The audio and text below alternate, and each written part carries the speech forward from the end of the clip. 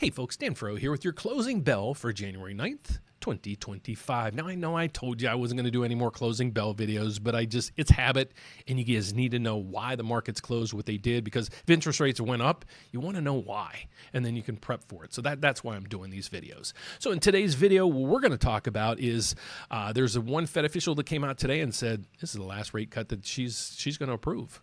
And then there's also some data coming out tomorrow. Tomorrow is the jobs report. So that's the data that we're going to go over, and then how that will be affecting the markets. So let's get over to it.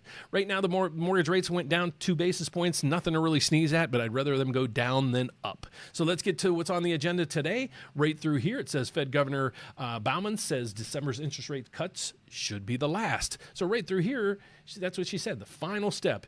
Even with a full percentage point cuts in September through December, there's still upside risk to inflation. Well, you have to understand who she is and what position she stands for. So if you go down through here, let me see if I can scan this up a little bit. You're going to see right through here, it says, other Fed speakers this week provided views contrary to that of Bauman.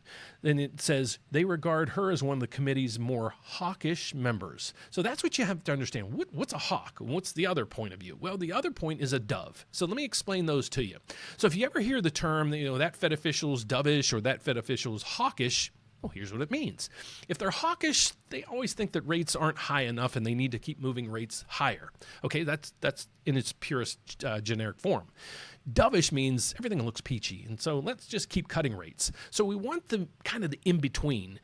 So that's why you really have to pay attention to who's talking. So right now, she's saying that this will be the last rate cut, but a lot of the other Fed officials aren't agreeing with that, and I'm kind of agreeing with that as well. So now the biggest headlines are going to be tomorrow. Tomorrow we have some major data coming out, and here's what it is. Jobs reports, December jobs expected to show hiring slowdown, steady unemployment rate. So here's what they're expecting in tomorrow's point. Oh, there's Dan Kwok. It's a friend of mine. So click that video if you see him.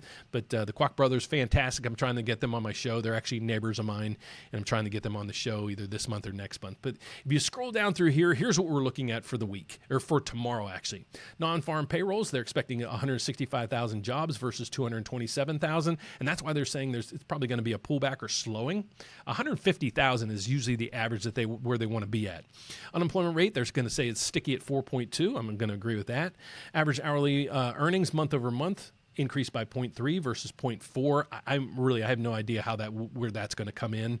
Average hour worked, same thing, and then average number of hours worked right through there as well. So I can't give you my prediction on any of these. There's no data points that I follow for that, but I'm going to say the unemployment rate is going to stick at 4.2, but I'm thinking the non-farm payroll is going to be between 150 and 160. So that's my consensus there.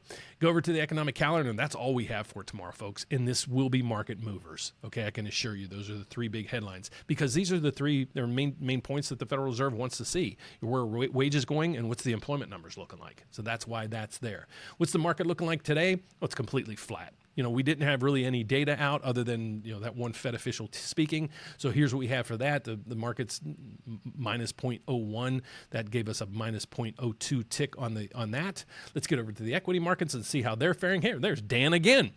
Dow Jones is up 106, NASDAQ up 9, the S&P up 9, NASDAQ down 10 points. That's really odd. And the VIX is still going up. I don't like the VIX going up over 12, 13, 14. It gets a little scary because that means the equity markets are a little nervous. So any one little bit of bad news or good news is going to really amplify what happens on Wall Street. And then last but not least, here's what I need you guys to do. I don't care if you're going to apply with a mortgage for me or you're looking to buy a car. You need to opt out. What this opt-out screen is going to do for you is a lot of things. The main thing it's going to do is stop trigger leads. Now, what is a trigger lead? I'll put that video right up through here. It's basically when I pull your credit, a mortgage company pulls your credit, or a car dealership pulls your credit, that data is sold. I don't sell it. The credit agencies sell it. This will stop that, because what will happen is they're going to sell all your information to all these banks and lenders, and then you're going to start getting solicitations from all of them. Unless you want just to be inundated with phone calls and mail, please check this out. Go to the opt-out screen, scroll down right through here. It's free. All you have to do is click here, fill out the information, and you should be good to go. Expect about 5 business days for this to take effect, but if you're looking to buy that first car or maybe a home, please make sure you do this. You'll thank me in the long run. So my name is Dan Frio.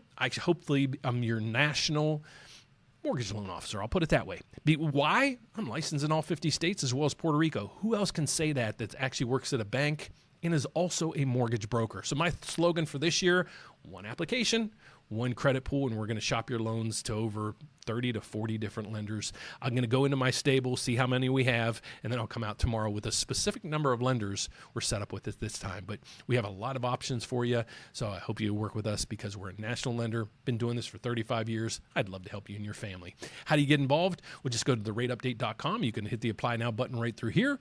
You can schedule a consultation call with me, Alan, or David, or you can scroll down and you can ask me a question. So don't ask questions down below in the YouTube. Those are I usually avoid those comments because I usually get blasted all day long on those. But if you really have a structural question you need some advice on or help, please email me at dan@therateupdate.com. Thanks so much for watching, guys. God bless. Have a fantastic evening. Hope to see you here tomorrow. Bye-bye.